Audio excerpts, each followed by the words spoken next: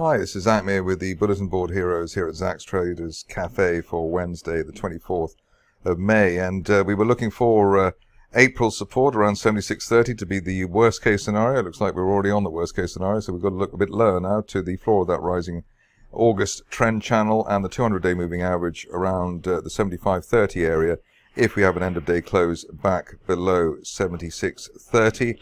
On the upside, the earliest buy signal, I suppose, would be back at the 50-day moving average, currently around the 7,700 level. So obviously the debt ceiling fears have come into play here.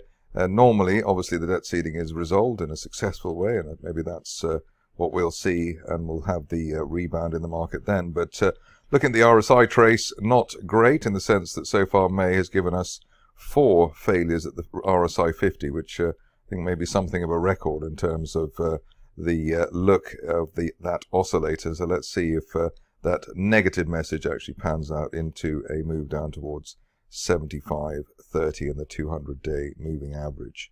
Moving on to the DAX, which so far has been above the clouds in terms of worries about debt ceilings and other things. But even here we've got an island, bull trap island top there. So hoping that this market doesn't close below 15,900. If it does, then the next level down would be the 50-day moving average and the floor of that rising trend channel from back in September around 15,600. This stage we need an end-of-day close back above the gap 16,100 to resume the push to the upside and give us a potential 16,800 target by the end of next month. But a bit of a binary bet situation going on now with that debt ceiling issue. Onto the Dow, which has never been that happy anyway, so presumably it's going to be even less happy now. Here you can see that we closed well below the 50-day moving average at 33,200. We got potential support there at 32,700 at the 200-day moving average, and also the floor of that rising trend channel from September. Looks as though the days may be numbered for that rising trend channel. Below 32,700 risks a test of the main March support area around 32,000. And here you can see the double RSI 50 failure that we've had there on the Dow, but obviously not beating what we saw with the FTSE in its quadruple failure.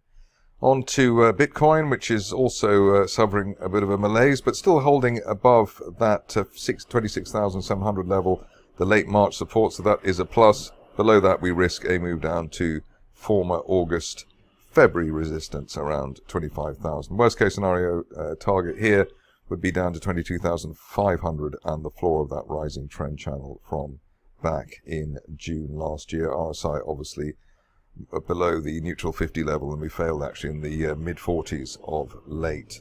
Moving on to the stocks, and I covered Ascent Resources a few days ago as a cheeky inclusion. It hadn't really moved, but I was hoping that it would move. Here we've got nice V-shaped bull flag bouncing off the 50-day moving average, and we're looking for the 4.1 pence area, the 200-day moving average above that, and it could be a fully fledged recovery for the shares towards 6 pence, but let's not get too excited just yet. We have had an RSI 50 bounce, so that backs that V-shaped bull flag, and if you look closely, you can see there's been an unfilled gap to the upside last week and a hammer candle as well, so that also means Ascent is looking quite encouraging. On to Abingdon, which has been in focus with some of the Twitterati. Here you can see that we've also got a V-shaped bull flag, which is looking quite encouraging, bouncing off old resistance around 8 pence. Above that, we were looking for 12 or 12.5 pence, and then hoping for as high as 20 maybe over the next month, or by the end of next month, something along the lines of that time frame. But above 8 pence, still looking quite chipper there at Abingdon. Haven't looked at Active Energy for a while, and here you can see that we've got the shares looking quite chirpy, let's say. We've got a rising trend channel there from May last year, gap through the 50 and 200-day moving averages. Above the floor of the channel there, around 4.2 pence. We're looking for the top of the channel there, as high as 8 pence over the next 1 to 2 months. But I suppose the key here is whether we can hold the gap higher that we've had today on the shares. But you can see the overall pattern there quite encouraging as a rising, mildly rising trend channel. On to Bonhill, another stock which I haven't covered for a long time. Here you can see similar situation to Active Energy, rising trend channel from the early part of last year.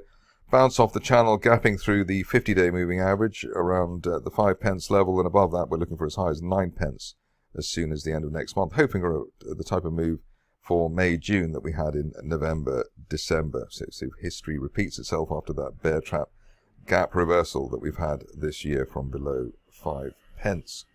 Requested stock, and I was told that the stock has pushed through its 200-day moving average. Let's see if the requestee was right, and in fact it looks like he is right. Nice price action today with the rising 50-day line and a push through the 200-day moving average around 7.3 pence.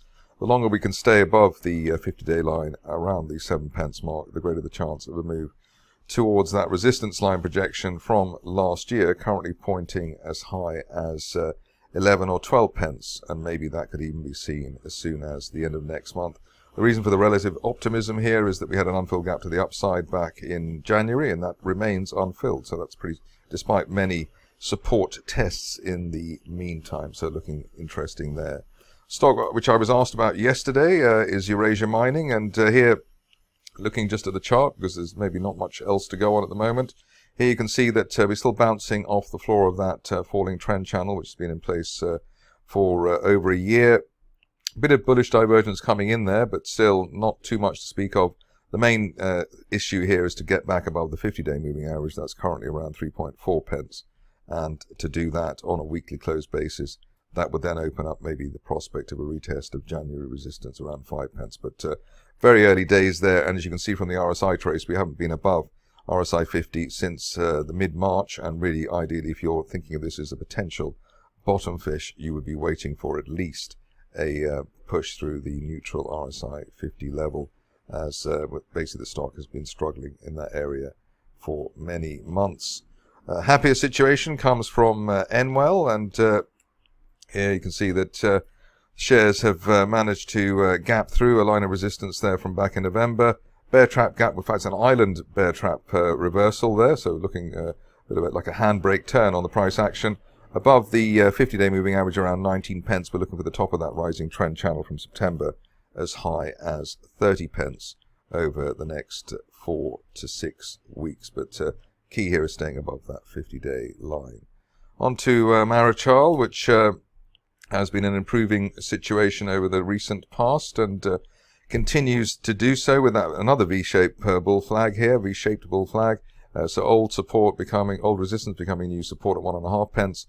Looking for a minimum at 2.5 pence over the next couple of weeks, and then hopefully maybe by the end of next month as high as 3 or 3.5 pence, while we remain above a penny. Nice bullish divergence line there as well, and a strongly rising 50-day moving average. Moving on to Marks and Spencer, which is a surprise inclusion today, moving around like a minnow. Gap higher above the 50-day moving average. We already had an unfilled gap to the upside in March, and that was a very strong signal that we could probably get another gap, and that's what we've got. Current situation is that while we're above the old resistance around £1.70, we're looking for as high as £2.05 by the end of next month. So surprisingly active and powerful there on the rally, especially after that gap through the 50-day moving average that we had back in March. Basically, the shares have been a buy ever since on a technical basis. Looking at Premier African, which where the rug was rather pulled recently from the 1 penny level, which seemed a bit unfair, given its many supporters. Here it looks as though we bounced off the floor of a rising trend channel from February last year. That's nominally around 0.7 pence, even though we had a bit of an overshoot and a bear trap below the old March support. In fact, the bear trap is actually a good sign rather than a bad one. And above 0.7, we're looking for at least a return to the area of the 50-day moving average at 0.9 pence over the next week or two. Next up, another stock which I don't normally cover here, but Velocity Composites has made the grade for today's Bulletin Board Heroes. Unfilled gap to the upside last month. We already had an unfilled gap to the upside in December, so that's two that are pretty strong despite the pullback from 65 pence. Current situation is that an end-of-day close above recent resistance at 41 pence could be enough to take the shares up to 75 pence by the end of July, or perhaps even sooner. Double bounce at the RSI 50 level should give confidence, as does obviously the unfilled gap to the upside that we had last month. Finishing off with Versarien, where it's slow progress. Lots of divided opinion here, but we did break that line of resistance there around 1.3 pence from February, and the longer we stay above that, the more chance we have of filling the gap up towards 2 pence, even if the shares then fall back again. Bullish divergence line as well, so that does give a bit more credibility to the idea that this is a rebound, even though obviously some people are saying that the shares, fundamentally the shares shouldn't be rising. That's it for me today. More updates tomorrow.